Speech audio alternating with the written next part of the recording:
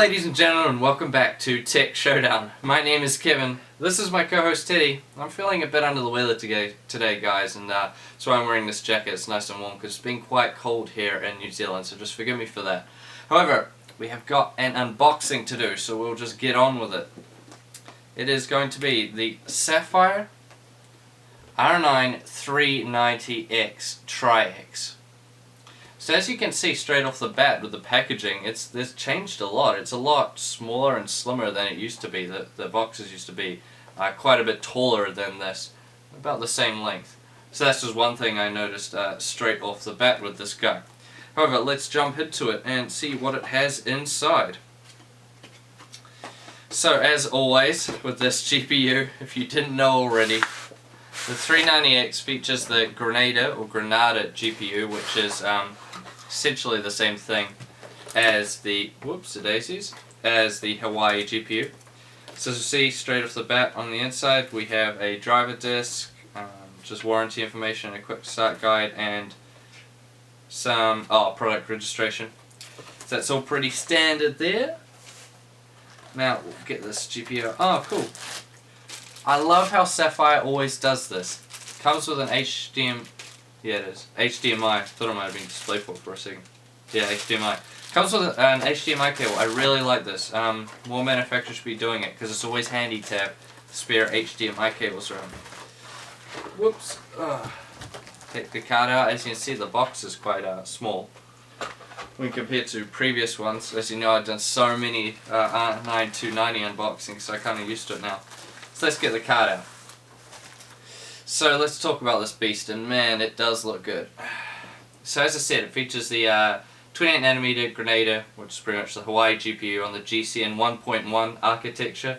It's featuring 2816 shader processors, which is the same as the 290X. 176 texture units, again, same as the 290X, and 64 ROPs, which, you guessed it, is the same as the 290X. Now, there is one difference here, and that is the reference clock speed of the 390X has been upped. So it used to be 1000 MHz or 1 GHz on the 290X, and now on this guy, this one in particular will go to 1055, but the reference 390X speed is 1050, so 50 MHz bump up there. Now, the memory is where you get the biggest jump up. So it has 8 GB of GDDR5 memory. That's twice as much as you get on the 290X, and that's at 6000 MHz. So the 290X was at 5000, so you get 1000 MHz higher memory speed on a 512-bit bus. So that means 20% higher memory bandwidth. That is quite the jump up there.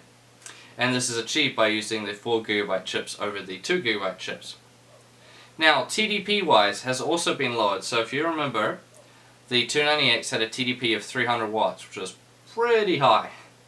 Now the 390X has a more refined voltages in these Grenada chips, so that's been dropped down to 275 watts, which is quite good. That basically means that it should run a bit cooler, and as we're seeing, it does exactly that on the other 390 and 390Xs we've tested so far.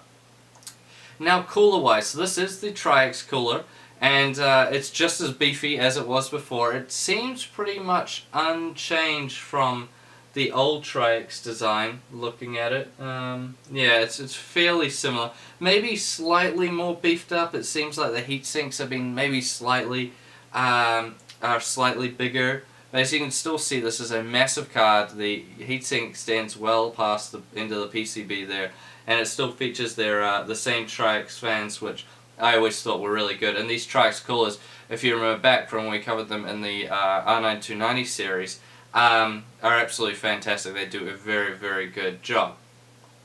Now, power-wise, it takes two 8-pin power connectors, which is pretty standard for a card like this. Has a dual BIOS up here. That's cool, so you can switch between the UEFI and the legacy BIOS, which I quite like.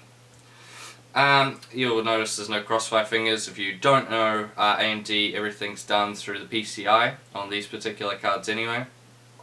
Moving around to I/O, and we're seeing it's just standard here, pretty much what we've come to expect. So you get a DVI D connector up the top there, triple DisplayPort and single HDMI, so that should be pretty good. Now I do have to remind you guys that there's HDMI 1.4 I believe, so no HDMI 2.0 on these cards, which is a bit of a shame.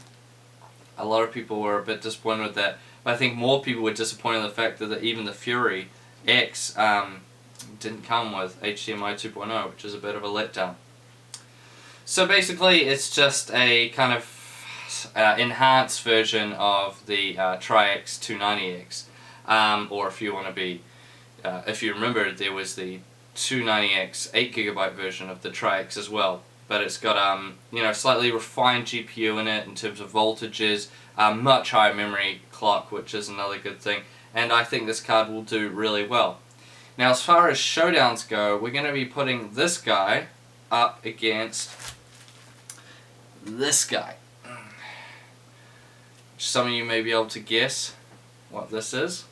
You can obviously tell it's an MSI card. So this is the MSI GTX 980. So we're going to be doing the GTX 980 going up against the Tri-X 390X. So let me know in the comment section down below, like always, which one of these cards you think is going to come out on top. And remember, I always take price into consideration, and I won't be just doing it on pure performance, so we're taking into consideration price, performance, temps, noise, the whole shebang, what you actually get for your money, and of course the higher memory you get on the 390X. So with all that in mind, let me know down in the comments section below what you think is going to come out on top in the showdown, the 390X or the GTX 980.